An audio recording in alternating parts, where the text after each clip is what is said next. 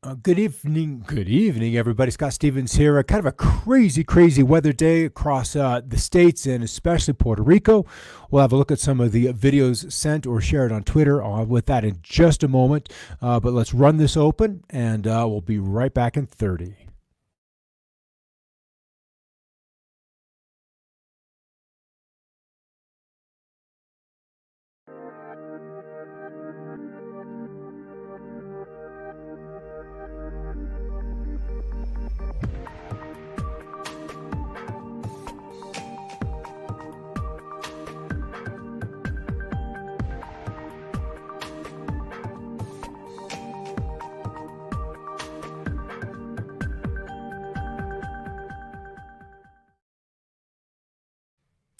Certainly under the gun today, that would be Puerto Rico as her tropical storm Isaias certainly put itself together, got its act together, and is delivering a pretty healthy dose of rainfall across the area. And I'm just going to get this baby shared, and there we go.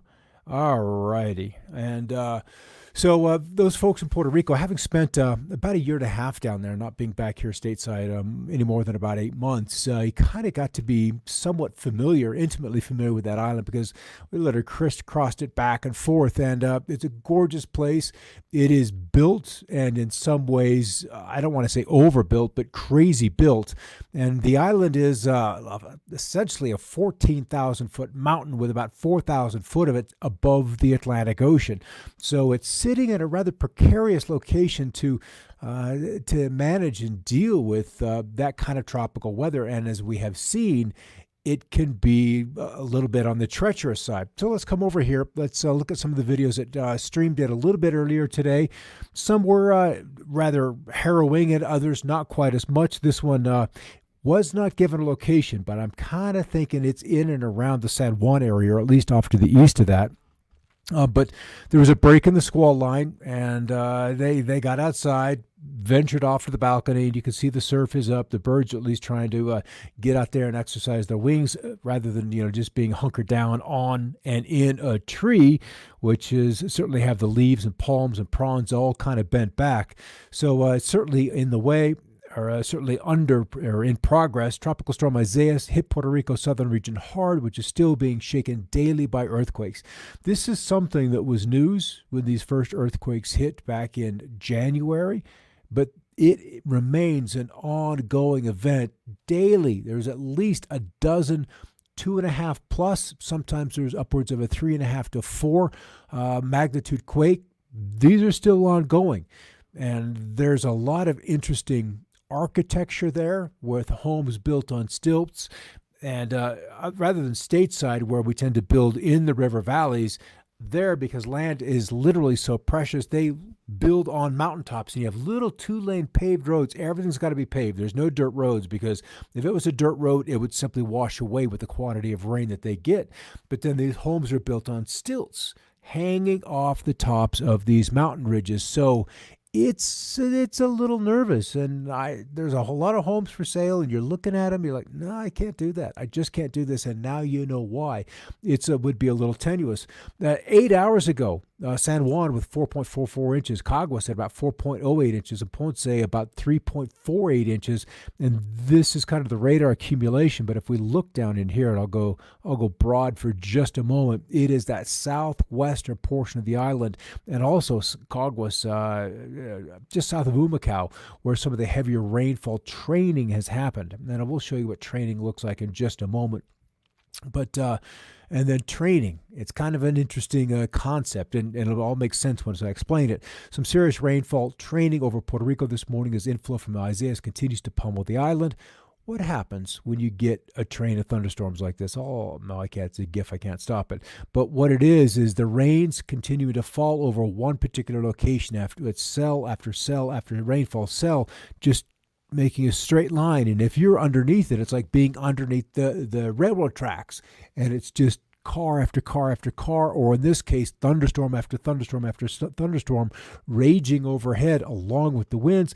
Some of the flooding has really begun to show up on the western side of the state. A location wasn't going to or was not given with this, but I'm going to suppose that it was either Caguas itself in the east central part of the island or Mayaguez. And Mayaguez is my kind of bet because the island has so much terrain.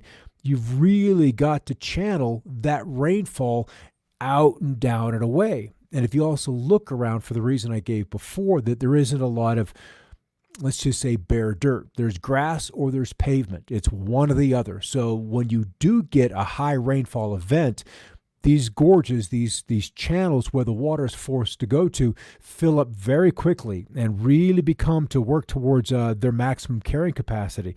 And in a lot of ways, it's not that different from China, where there's always a little give and take with these contracts that are given.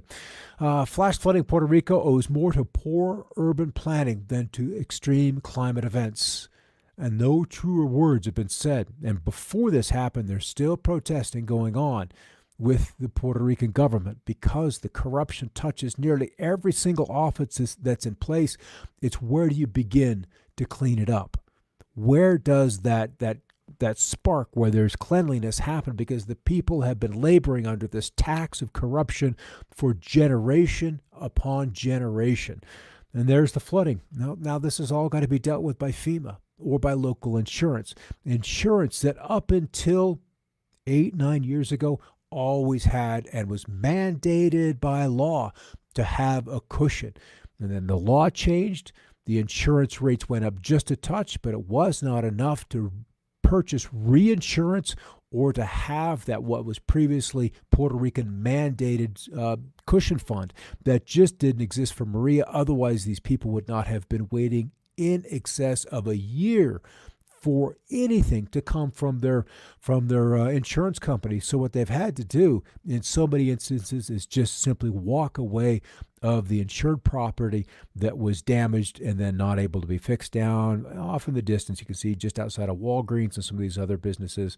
Walgreens are all over that island. The flooding. And then we had a launch, the NASA probe Persevere on its way to Mars. I would love to see one of these launches one of these days, even though we probably have other technology to get to Mars in minutes instead of months. Nonetheless, we keep this public space program going, even though there's probably, I know there's one still under wraps. And the storm, Isaias, probably going to wind up the ACMWF and also the UK Met, United Kingdom Met, and also the American GFS, all bring the storm close to the outer islands of North Carolina, and also over where Dorian pounded not that long ago, the Bahamas. So these places which have been recently scraped by these tropical storms are going to hit it once again. So there's what would be the remnants of Isaias. We'll roll this once again, rolling through these islands and then just grazing the Carolinas. And the variable is this low that is kind of just hanging out across the Mississippi Valley. If that maybe is quicker, pushes inland a little more quickly than Dorian. Isaiah's landfall location, its path just wouldn't even take it anywhere close to the Carolina coast. So we'll watch that. As if the states are not the only places dealing with these kind of events, we've got more heavy rainfall headed to make landfall in and around China, and then another epic event to hit the Koreas. They're already devastated by 8 to 10 inches worth of flooding rains. So that's kind of epic. There's that camera once again. Audible alerts could be kind of helpful for that regard because I'm over here. But so the rain is not done in China. That's definitely for sure. Susie's been to Puerto Rico many times. This makes me sad. So says Susie, they have not had an easy time. They really haven't. And where I was in San Juan, I'll show you exactly where it was in a minute. We met a lot of FEMA people, and they gave us the backstory to what has happened. Whether there's demos that still have yet to occur because there's so many places where the homes are in unsustainable locations, to where if you insure it and give those homeowners a payout, they'll just be rebuild right there. And then when the next event happens, 5 years, 2 years, 10 years, 20 years down the road, the same disaster, the same loss of home will happen once again. So they've just decided to go in and just clear those homes out regardless of titleship. So there's some drama going on in there with that poor island.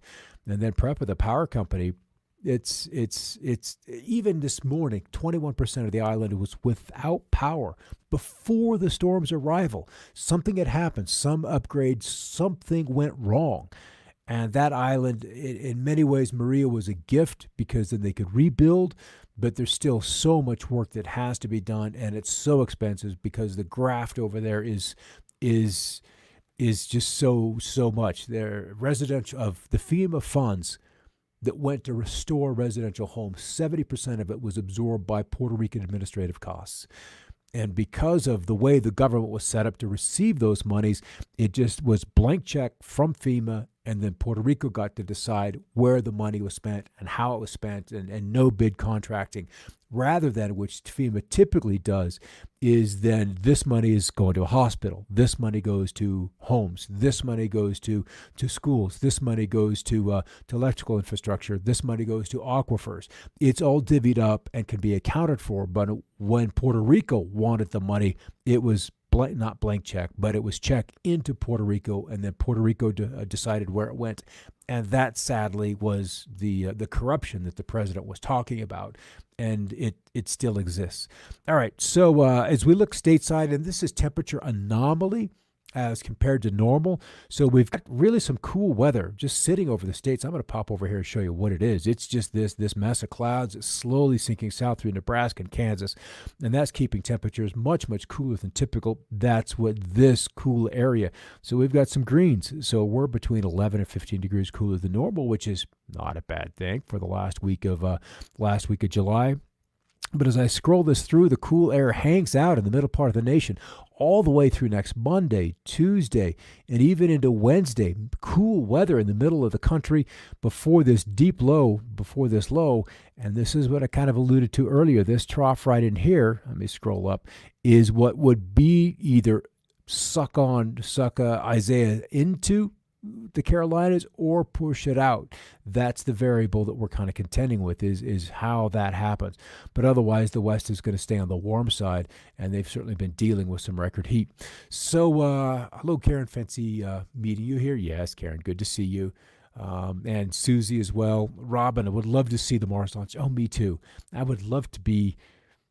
Let's just say there's some debate on some images that were either not tweaked before they were released or not tweaked before they were released, and showed Mars with a blue sky that was very reminiscent of the American Southwest, especially with those kind of landscape colors, those tans and those oranges, but yet with a stark blue sky.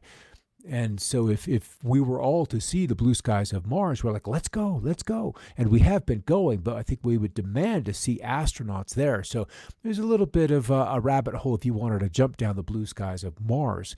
And because their atmosphere is, honestly, the ratios are a little bit different, but it's not that much different than Earth. And the dust, the orange, absolutely settles out. And so there's no reason why Martian skies should not be blue the bulk of the times. And so, cooler weather coming into PA. You guys have been a little bit on the hot side lately with certainly clouds in place today. All right, roll this on a little bit farther, and sunset just having passed Puerto Rico, that being right here. I will play this through, or at least run the slider bar by. And the storm was Isaias was south of the island, and as it crossed through the strait between the Dominican Republic and Haiti and Puerto Rico, it's kind of just now beginning to reform on the north side of the Dominican Republic.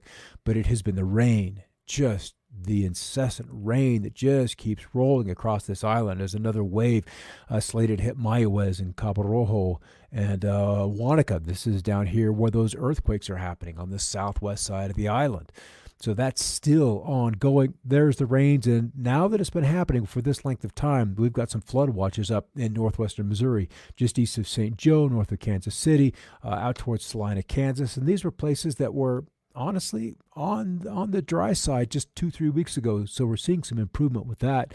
And there's this heat, all the way into northern Washington state, interior Washington, mind you. We don't have the graces of that cool Pacific air, as you could see those, the Coos Bays and those I want to say Medford, but it's not Medford, Oregon, where temperatures just on the coast are just struggling to get at or above 60 degrees versus 115 in Needles, California, 112 at Phoenix, 108 in Tucson. So it's just plain old hot, and still some heat holding on in Delmarva and into southwestern or southeastern Pennsylvania. And it's humid there as well. That humidity has not quite let go. But what I want to do is look at some of the rainfall totals in and around Puerto Rico. San Juan, not quite 6 inches. And the other thing, because the power has been on and off, some of these locations have not been reporting regularly. They just haven't. I may need to turn this off and bring it back on, and then we can begin to see, because there's Mayoas coming up on 10.5 inches worth of rain, 4.9. Off into here, we're coming up on 20 inches, 9.6 inches. Santa Monica, 7 and 2/3 inches. So this guy, Yacao, has not... there's no way it's a point, 2/3 of an inch. There's absolutely more than that. Ponce, a little over 4 inches. You get up into the mountains at Juntas, coming up on 8 inches. Juana Diaz at 3.5 inches. And these are dry locations. So this rain is certainly welcome, although there is a lot of it, with Caguas kind of in a bowl here with over 8 inches worth of rain, and there's still more coming. 9 inches at Las Piedras and Humacao here at 5.5 inches or 5.25. This is where Maria made landfall, and it is in this area where there was, I don't want to say the greatest damage, but the greatest damage. I mean, the island is wrecked, but it was pretty intense here as these 130, 140 mile an hour winds came ashore, and then no precip reports out of Culebra or Vieques Islands, and I'm sure that's just simply a power and communications issue as those lines are down. All right, drought monitor. Where we see the yellow, and this is comparing last week to this week's precipitation, where we see the yellow is where there has been degradation in the status of the drought. Any place that is grayed out is at least in some level of drought. Where we have some green, North Texas, western panhandle of Oklahoma, we've seen some improvement. Now remember, the winter wheat crop in western Oklahoma was just decimated. It was a complete, you just plow it under. There wasn't even enough to turn the cows on out to graze. It was that dry. So they had a lot of ground to make up, and we've had some 4 or 5 inch rainfall totals out here over the last 3 weeks. So there has been some improvement. And in fact, if I go back one page, I know we'll bring up the raw map. Current map, por favor. And we can see that the drought has almost been completely removed from the Texas Panhandle. So that's the good news. But otherwise, the red, where we are in extreme drought, where we've got, let's see, 1, 2, 3, 4, 5, 6, 7, 8 states that are on the verge of extreme drought, and even dry into far northern Maine. And that's not a place you typically think that we would be in rather dry conditions. So as far as the record heat, here's the record highs for today, all the way up to Pullman, Washington, and Imperial, California at 118, Phoenix 116. Some of those we've exceeded, others we will not. And then yet for tomorrow, Baker, Oregon, Burns, Oregon, both at 100, Needles, California at 120 degrees, which would break their old record set back in 96 by 3 degrees. So the heat goes on through the West. Phoenix at 116. Ouch. Salt Lake City at 101. Tucson 112. That's not the heat I'm even kind of interested in. Not even at all. So we'll see how much longer that kind of heat goes on. So elsewhere, we've got precip stateside. There's not a lot outside of the Carolinas, where we see the impact of Isaias trying to just graze the coast. The southwestern monsoon is kind of tepid this year. We had good rains earlier in the week, but that all kind of shuts down. Completely dry from California into the bulk of Idaho, and then the Ohio and Tennessee River valleys, 3 to 5 inches, and that just kind of keeps pace with is typical for this time of year. So dang, this camera just keeps dropping today. Look at that business. What's up with that? I did some rewiring of things, and apparently I haven't got everything just right. So we'll watch Puerto Rico tonight, see what happens during the overnight hours, and then tomorrow I'm sure we'll get the power back up over portions of the island, and we'll be able to see kind of some of the greater impacts, who is with and without power, and some of the rainfall totals to wrap up that event. Otherwise, stateside, it's pretty much steady as she goes. And then China will give that a break. We know there's more rain coming, but their infrastructure certainly isn't robust enough to deal with a 100, 200-year flood, especially with all all the pavement they have, and then that water has to run off. There's no soaking in from that business. All right, guys, thanks. Goodness sakes, we have an issue here. All right, goodness sakes for stopping by, and I'll catch you tomorrow. See if I can't get some of these bugs worked out. But you don't find the bugs until you use the devices. That's kind of the way it is. All right, thanks for stopping by. 118 Karen. Yeah, we probably start the day at 91, 92 degrees, so you don't even get to open the windows at night to vent out the house. It's just AC the whole way, or you dig into the ground, live under the surface. I swear, in another generation, that may be where we and how we deal with those hot desert climates is just with adobe and going into the ground. Take care, everybody. We'll see you tomorrow, and